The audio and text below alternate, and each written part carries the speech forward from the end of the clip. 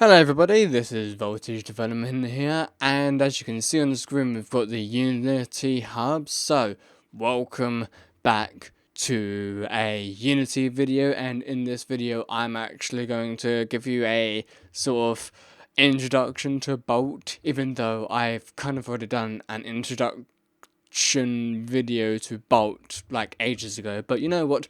Screw it, I'm gonna do another one of those because I know about I know about Bolt, so I can give you guys, a guide on sort of how to use it, the basics and stuff. So let's just create a new project. Let's just call it let's call it Space Shooter VS. Now, the reason why we're calling it VS and not, just Space Shooter is because VS stands for Visual Scripting, and Visual Scripting is what Bolt is. And Bolt is owned, not pwned, owned by Unity now, and it was purchased by Unity, so it became owned by Unity. But because Unity spent so long in actually doing their own sort of visual scripting system like Unreal Engine, they decided to buy Bolt, which is visual scripting. And to be fair, Bolt visual scripting is actually not that bad. So now let's create this project. One eternity later. Okie dokie, so now we are inside of this project. So first thing that we're going to do is we're going to go to Window, Package Manager. Now, don't worry about all of this stuff, it's just loading in packages from the registry, so we do not need to worry about this. All we need to worry about is we need to go into My Assets, and these are all going to be my assets that I've, not purchased because they were all for free, but yeah, these are all of my assets, but we're going to be focusing on Bolt. And as it says here, Bolt brings complete visual scripting to Unity, empowering artists, designers, and programmers to create gameplay mechanics in interactive systems more. Supported Unity versions 2018 or higher. Well, I've got 2019, so I am good. And package size is not even that big. Now, these are what Bolt looks like, but we're going to be looking at that in action. So let's go ahead and import the package for Bolt. And Bolt is now in our sort of package folder thingy. So now go to Tools, Install Bolt, and it brings up another one of these things. So import that, and then once it's done importing all of this stuff, it's going to give us a window to actually install Bolt. One eternity later. So here is the window, Bolt Setup Wizard. Welcome to Bolt Visual Scripting. Next, just click on Next. And now, this really does depend on you. If you've never done programming in your life, then you would probably go for human naming. But if you have done some programming in your life, like I have, then do programmer naming. Although, if you want to get into coding, then you could go for programmer naming. But take this from me, I am able to understand Bolt programmer naming wise because I've already done coding. My advice to you is try your best to at least learn coding in C# and Visual Studio first. If you still can't do that, then you can try out doing this. But please do try and use Visual Studio to do coding in C# because all of this is from C#. Like none of it is from C++, Java, Python, whatever. It's all from C# coding. So please do try out C# coding and Visual Studio before trying this out. And yeah, let's go ahead and go for programmer naming because I'm the one that's doing this. And now we've got all of this stuff. You do not need to worry about any of this stuff. Just click on Next, and these are all of the type of object types that we're going to be putting in. So these are just variable types. So object, bool, int, float, string. Just your normal variable types. So yeah, let's just do generate, and now it's going to take a while to generate all of this into our visual scripting interface thingy. One eternity later. So now that is all done, just click close. And now we have Bolt Visual Scripting installed. So what we're gonna do is let's just bring in like a player and the plane to play our player on to what where's our plane? So there's our plane. So we've got our plane right there, and let's just bring in a cube. Why the hell not? So let's go closer to our cube, make it about there. Yeah, sure, why not? And also I think does this actually work? So Control Shift. Oh, it does work as well. That's actually pretty neat. Right, so yeah, if you hold down Control Shift and if you click in the center, you can actually sort of what's the word? Snap your objects to next to your other object. So I'm snapping my cube to my plane because colliding with it and stuff like that. So yeah, you can actually snap it to your other object plane thing. So now, if we go over to add component for the our player objects cube thing, as components, let's just take that away. We've got AR, audio, Bolt, effects and all of that stuff. Let's go over to Bolt and let's go to Flow Machine. So, Flow Machine is your visual scripting graph thing for you to connect things to and whatnot. If you have used Unreal Engine, you will be very familiar to what I'm about to show you. But first of all, we've got source, macro, and embed. Don't worry about that. Just keep it on macro. Don't change it to embed unless you absolutely have to in any circumstance. Always have it to macro.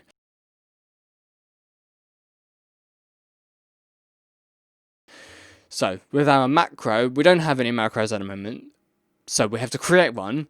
And here, let's just create a folder. Now, I've seen other tutorials call it macros, but because I'm very familiar with Unreal Engine, I'm going to call them blueprints. Because in Unreal Engine, you have blueprints to do your visual scripting in. So that's why I'm going to call mine blueprints, because I'm very familiar with blueprints. So let's open that, and let's just call this player movement. There we go. And yes, edit graph. Now it's just gonna appear like this, but I actually want to have this down here. There we go. So it's like that. And we also need to have the graph window as well, which was here. Yes, the graph window. I know what I'm talking about. So here's the graph window. So let's just put this to one side. Can I put it to one side? Please? No. What am I doing? No. No. Is that it? I think that's it. Yeah, that's it. Okay. I've got that now. So, good. So, we've also got variables over here. But, let me just also bring up the variables tab. And let's put this over there. But, let's just actually move it over to here.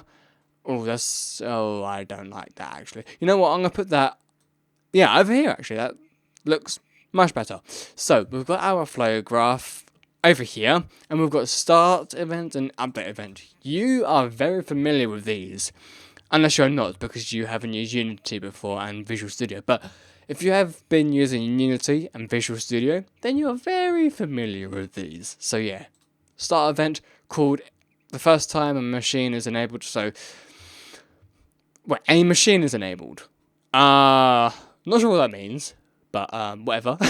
Update event is called every single frame. So if I wait, hang on. Is there a way to actually wait? How many game? Wait, stats.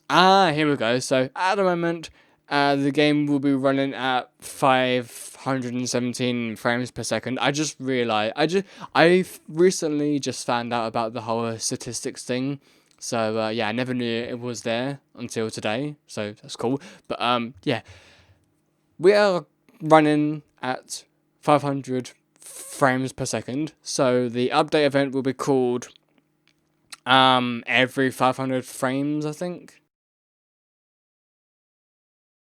What we have here, we have variables. Now, graph variables are only applicable to this graph. So, I am still in the stage of learning all of these and stuff, but I'd say don't use the graph variables, like use the object variables, because then you can actually use them across your entire object. If you just use variables in this graph, I don't see much use for that. I'd say just use objects variables. Now, scene variables, as it says here, these variables are shared across the current scene, which I think means I have no idea. App variables. So these variables are shared across scenes. They will be reset once the app. So these are kind of like instances. I am still very, very confused about instances, but if you know about instances in Unity and Visual Studio, then good for you, because I have no idea. And saved, yeah, these variables will persist, meaning they will still be, active even after the application quits. So, yeah, that's variables, and yeah, control inputs. What key? I have no idea what I'm doing here. Control outputs, key. Okay. Yes. Okay, you know what? Ignore all of that because I have no idea what that's all about. So, full. Oh, so that's what full screen is all about. Yeah, that's pretty cool. Right. So, let's go back to our scene here. I've just been a little bit too distracted. So, we're going to bring the camera closer to our object, and let's rotate it a little bit. But what we're going to do is we're just going to make our cube move around like normal. But first of all, we're going to need a rigid body on our cube, of course. So we're not on our cube. I just realized that. Let's go to our cube, and let's go down. Oh my god, I need to actually collapse some of these. Let's do rigid body, and yeah, let's just keep it like that, sure. And we don't really need a box collider because it's already got a box collider. I just realized that. So now what we need is we need to set its velocity to our key press. And to do that, we need to get the input axes. So input.getAxes, axis name, and let's get the horizontal, and also let's just duplicate that and get come on, vertical. I just spelled vertical incorrectly. Vertical. Now just remember that these names have to correspond with the input names here. So horizontal, left and right, A and D, vertical, down up, SW. You know how you control a player in normal games. So now let's just link these all up together. So like that. It's, as I said, it's literally just like Unreal Engine. And I just remembered we need to have a speed. So yeah, inside of variables, inside of object variables, let's just type in speed. And let's just put it as a float. And I'd say put it as 10, sure. And we also need a time.delta time. So time.delta time, there we go. and we need to get a multiplier. Multiply, there we go. So, let's also get the speed. Got the speed variable. Let's just multiply that by time, the delta time. But also, we need to multiply this by, oh wait, hang on. Let's just remove that. We need to multiply the get axis of the horizontal by the speed by time, the delta time, and do the exact same for the other input axis. So let's just control D for that, and then over here, let's do the exact same. So put that over there, and now we need to set velocity. So, velocity. Yes. So rigid body dot set velocity. And we've got 3 values, and with these 3 values we need to actually create, no, not create, we need to do vector 3, new vector 3 xyz, and inside of the x we need to put in the horizontal, so we need to, hang on a minute, get that out of the way, and then put the multiply into x. Yes. And then we need to put the vertical into y. But with z, actually, no, not into y, sorry, into z. And with y, what we need to do is we need to actually get a velocity. So rigid body dot velocity get, and from this velocity we need to go to vector 3 and go all the way down and get y get. So now put that into y,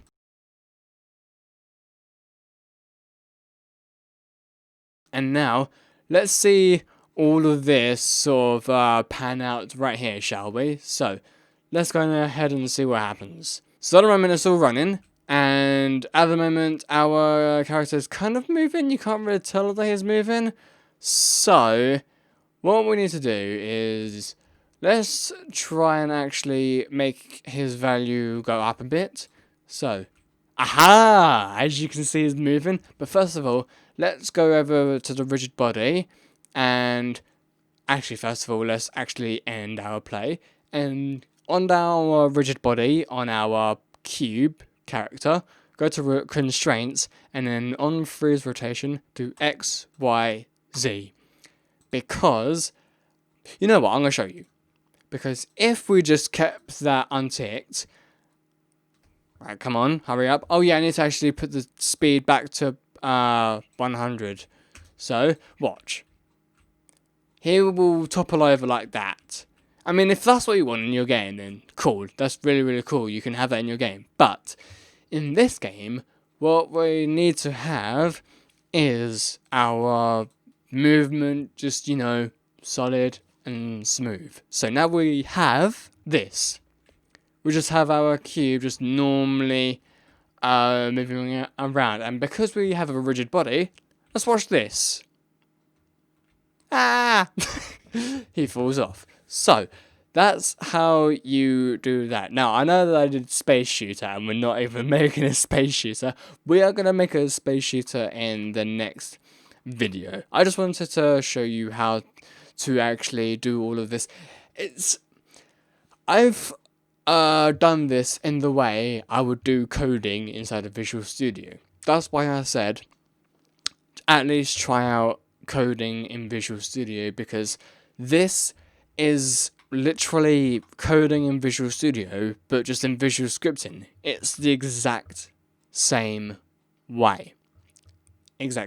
So, yeah. Now, you know what? I'm actually going to do like a jump thing. So, to do a jump, all you need to do is off of the, velocity, do input, and then get key, get key down, And let's look for space. Sure, why not? And then off of the blue thing, which is result bool, not bool, bool. Go to branch, because what a branch is if statement, like true. Well, it's a true or false statement, but it's like an if statement. So connect that up. And now if we do press the space key, then actually we need to make another variable.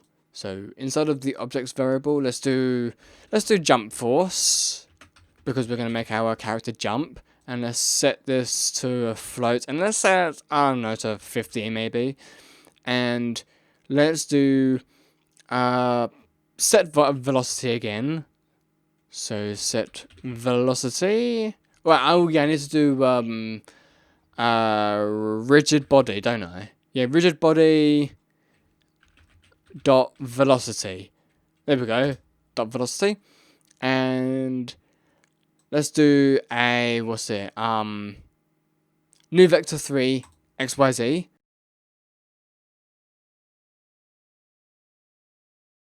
Like we did over here with the rigid body set vector 3, with the Y, we need to get the velocity Y.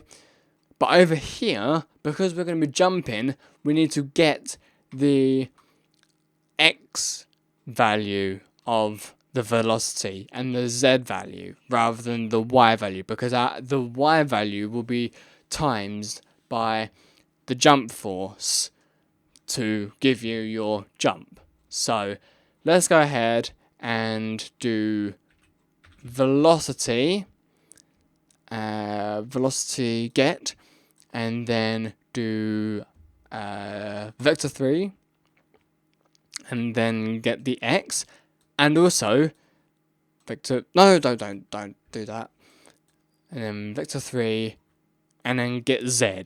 So we've got these, so put in X and then put in Z.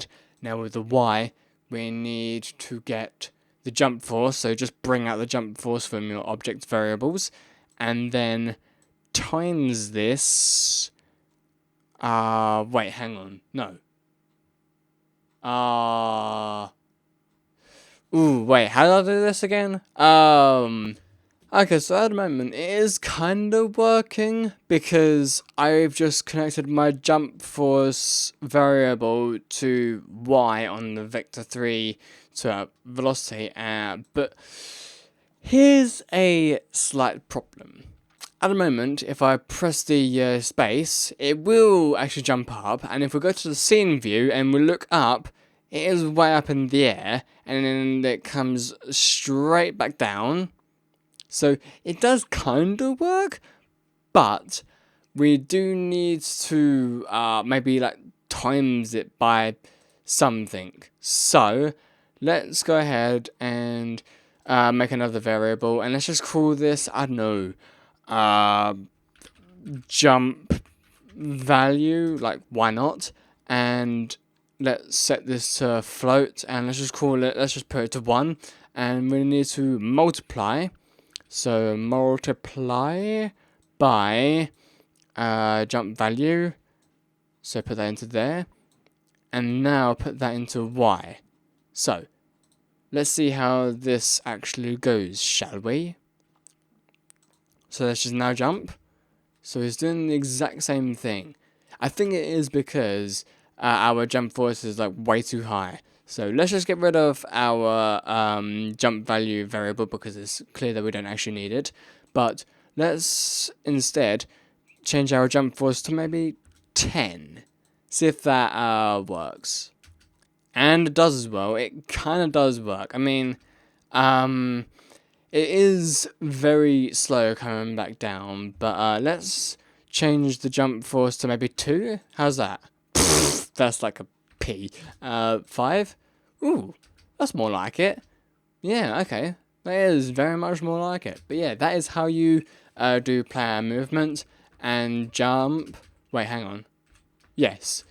That is exactly how you do player movement. And why is my that's weird. how like sometimes my thing doesn't jump. That is honestly weird how my thing doesn't jump sometimes. I mean, like, I'm literally pressing space, and sometimes it's not jumping, so that's kind of strange, but I'm going to have to look into that. But anyway, that is an introduction to visual scripting in Bolt, and it is very possible to actually do this. And to be fair, I encourage you, if you're someone that is very visual, and you don't like looking at a blank wall of code all the time, then please go for this, because not only do you have nodes just like flowing through, seeing like your code actually working, rather than looking at walls of code, you can actually have flowing stuff happening right here, and it's just so much more easy. But if you prefer to have like code in front of you, then that's fine. But yeah, thank you so much for watching, everyone. Next tutorial will be to do with space shooters and stuff like that. So yes, thank you so much for watching, and I'll see you all then. Goodbye, everybody.